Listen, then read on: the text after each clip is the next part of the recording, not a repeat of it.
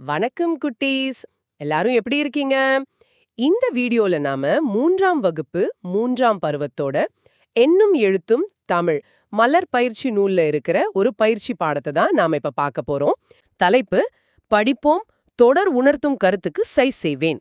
அப்படின்னா ஒரு வாக்கியத்தை படிச்சு அதோட சரியான அர்த்தத்தை கொடுக்கிற இன்னொரு வாக்கியத்தை தேர்ந்தெடுத்து டிக் பண்ணணும். ரெடியா? இது உங்களுடைய படிக்கும் திறனையும் புரிஞ்சுக்கிற திறனையும் வளர்க்க ரொம்ப உதவும். நாம கவனமா ஒவ்வொரு கேள்வியா பார்க்கலாம். சரி, முதல் கேள்வி. வெற்றி பெற்றதற்காக வாழ்த்துகள் கூறினர். இதுக்கு 2 ஆப்ஷன்ஸ் இருக்கு. ஆ, போட்டி நடந்து முடிந்து விட்டது. ஆ, இனிமேல் தான் போட்டி நடக்கும். எது சரியான பதில்னு நினைக்கிறீங்க? கொஞ்சம் யோசிச்சு பாருங்க. நாம எப்போ வாழ்த்து சொல்லுவோம்? ஒரு போட்டி முடிஞ்சு ஜெயிச்சதுக்கு அப்புறம் தான் வாழ்த்து சொல்லுவோம், இல்லையா? அப்போ சரியான பதில் ஆ, போட்டி நடந்து முடிந்து விட்டது. புத்தகத்திலயும் அதுக்கு தான் டிக் போட்டிருக்கு. ரொம்ப சரி. கரெக்ட். அடுத்த கேள்விக்கு போகலாம். தேன் குடித்துவிட்டு தோட்டத்திலிருந்து தேனீக்கள் பறந்தன. ஆப்ஷன்ஸ்: ஆ, தோட்டத்தில் பூக்கள் இல்லை. ஆ, தோட்டத்தில் பூக்கள் இருந்தன. இது ரொம்ப சுலபம். தேனீக்கள் எங்கிருந்து தேன் குடிக்கும்? பூக்கள்ல இருந்து தான். அப்போ தேனீக்கள் தேன் குடிச்சிட்டு தோட்டத்துல இருந்து பறந்து போச்சுன்னா அந்த தோட்டத்துல என்ன இருந்திருக்கும்? பூக்கள் இருந்திருக்கும். ஆமா.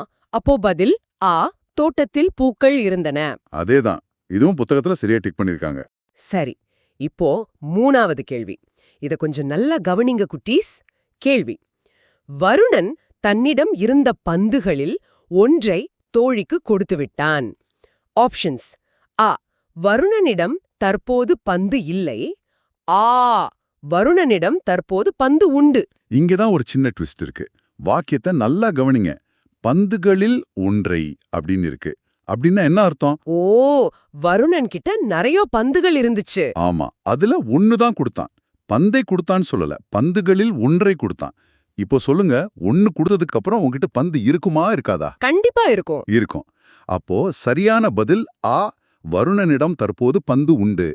ஒரு வாக்கியத்தை நல்லா படிச்சு அதோட சரியான அர்த்தத்தை புரிஞ்சுக்கிறது. ஆமா. நீங்க இனிமேல் ஏதாவது கதை புக்கு படிக்கும்போது கூட இந்த மாதிரி விஷயங்களை கவனிச்சு பாருங்க. கதை என்ன சொல்ல வருதுன்னு நீங்களே யோசிச்சு பாருங்க. சில சமயம் புத்தகத்துல இருக்கிறத விட நாம யோசிக்கும்போது நமக்கு நிறைய புது விஷயங்கள் புரியும். எப்பவும் கேள்வி கேட்கவும் யோசிக்கவும் தயங்கவே கூடாது. சரியா? குட்டீஸ், இன்னைக்கு நாம இந்த வீடியோல பார்த்து நீங்க நிறைய புதுசா கத்துக்கிட்டு இருப்பீங்கன்னு நாங்க நம்புறோம். மேலும் இது உங்களுக்கு பிடிச்சிருந்தா இந்த வீடியோக்கு ஒரு லைக் போடுங்க. அடுத்த வீடியோல இதே போல ஒரு பயிற்சி பாடத்தோட நாங்க உங்களை சந்திக்கிறோம். Tata, bye bye, take care.